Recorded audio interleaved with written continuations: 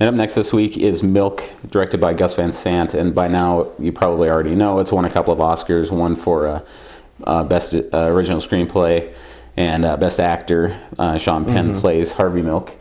And it's a biopic. He was the first elected official who was openly gay, and naturally he's in San Francisco.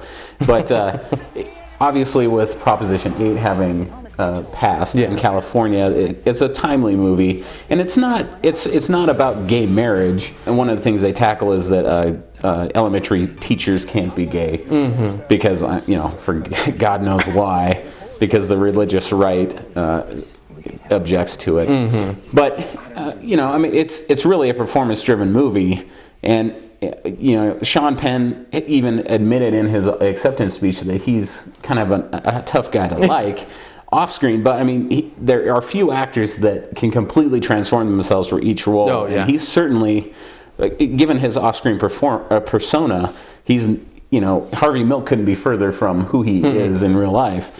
And that, that's to his credit as an actor. Yeah, and he does a good job in these lead roles, but he really does an excellent job as these character type of actor roles, where he gets so in depth. And this really is a good performance by everybody in it. Even James Franco. Yeah, James Franco, often accused of being sort of a wooden actor, but.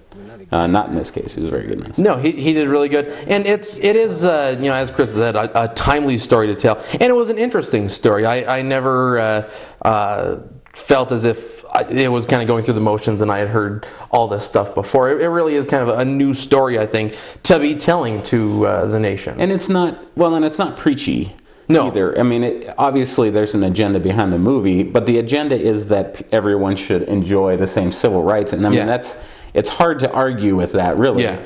And regardless of where you stand on gay marriage, gay people deserve to have whatever job they're qualified to have. Yeah. And it's you look back now, it's 20 years later, and it seems absurd 30 years later that that we wouldn't let them be elementary teachers. But then it was true, and it's a similar kind of situation now, and I wonder if in 30 years we'll look back on the gay marriage issue and think, why was it even an issue?